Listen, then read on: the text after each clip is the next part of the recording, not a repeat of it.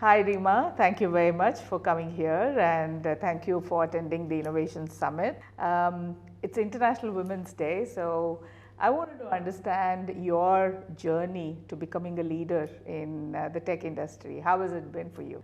First and foremost, exciting times. I've been here for the Innovation Summit at my first summit for Accion, so thanks for inviting me. Love the passion, love the team and the spirit and the culture. So great job to Kinesh, you and the entire team, and actually specifically I would say the Accionite, showing the passion. Yeah, so coming back to your question on a little bit on my background, I would say, I really started as a software engineer. If you ask me what was my ambition, was really to become a doctor. Oh, lovely. Right, and that's where my passion started, to how can I make a bigger impact, right? With that said, I would say, hey, you dream something and you end up somewhere, right? In my case, that's exactly what happened, but I'm so happy where I am right now, because never ever I thought that through technology, I could impact so many lives. So I started as a software engineer, then I joined a startup where I would say I learned everything that is relating to what it takes to build good product. And the startup got acquired by GE, and then I got into GE, got the opportunity to really work on different industry.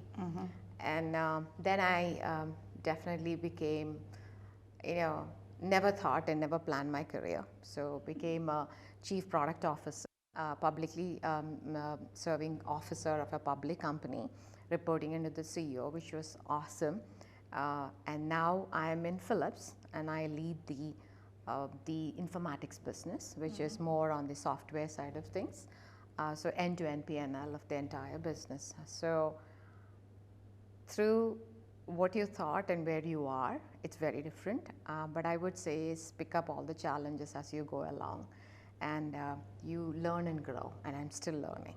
Yeah, and that's an inspiring journey. And talking about the challenges, what are some of the challenges that you faced, and what did you do to overcome those? One thing I would say to the audience who are listening also is very critical for you to understand that take the challenges and understand the challenges and create solutions to really deliver. So my challenges were as a woman and in the technology space,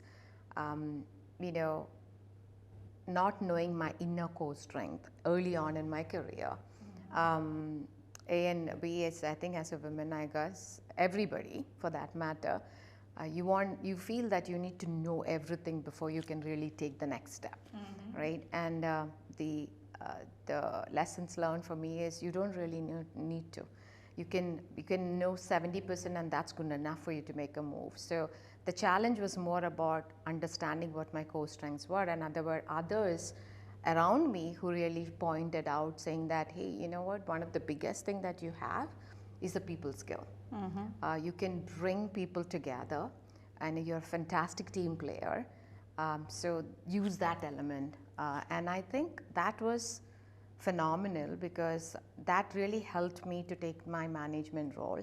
So some of the challenges are knowing your own strengths, and also the other challenge is understanding what you're not good at, right? So, and be cognizant of that. So the simple word, two words I would say is be self-aware of yourself. And as you move along in the career, you don't need to know it all, but you really build a team to complement your, gaps. Very so I well would say, said. yeah, so that way.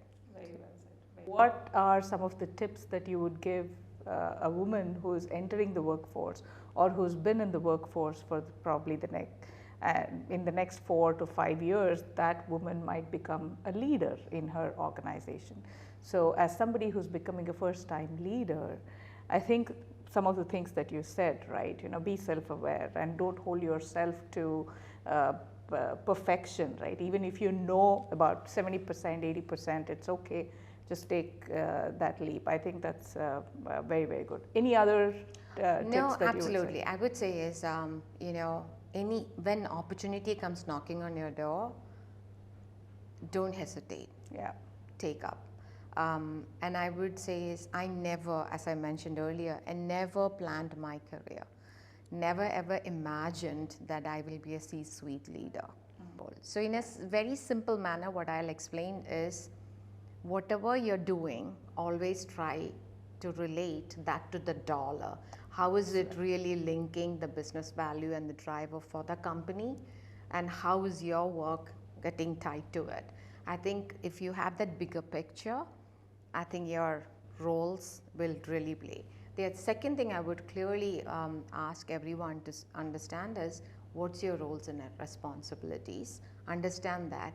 The third element is, when you are taking up a leadership role as a first, the first thing I feel is very, very important is, instead of going and asking the manager, hey, tell me how do you want me to, have very good conversation to understand what's your style of work. Can you tell me more about what is the expectation out of me? Give me more examples on it. And then after you hear that, you also kind of have a meaningful conversation to say, this is how I'm understanding it, but these are some of the ways I can plan it and deliver it. Yeah. So style of your manager and style of your work, he also needs to understand. And having that clarity upfront, it's super critical. Yeah, and just to add a couple of points there, when you become a leader, a first-time leader, it's just not just one style of management with your team, right? It's very important to understand every team member, and we as leaders will also need to kind of adjust our leadership styles to that individual. Yeah. That is very, very critical for us as leaders as well as the entire team to be successful. Absolutely. So bringing the team together, yeah. right? Just switching gears, apart from being a career woman, you're also a daughter, a mother, a wife. So how do you balance your personal and professional life? I think you travel a lot, you know, your job demands a lot of traveling. What are some of the things in your personal life that you have made or accommodated so that your career and your personal front get equal attention? Yeah, to be very honest, I'm not sure you can give 50-50 all the time. Yeah. That's honest truth, right? But I'll tell you is I've been really blessed where my husband and previously I met him in my college, so he's my sweetheart, ended up being my hubby. I wouldn't be where I am if he didn't take a step back. Absolutely. So what I'm trying to get to is, choose your partner wisely, and the other element is, there's always a balance that needs to be struck. So having, just like what we do in work, to understand what the same conversation you'll have to have, and how do you really balance it. So I would say that really helped me to really propel my career. So he's into, he's a business owner, he's also in software, so he can run his business and he's doing that, and I can travel, and my son is now 19, but we have gone through that phase. So there is a subtle balance that you have to do with respect to that. So the other thing is learning how to manage your time efficiently is super critical. Yeah. The earlier you on in your career, if you know how to manage, that becomes so it's such a gift in the, as you grow in your career. So time management is super important.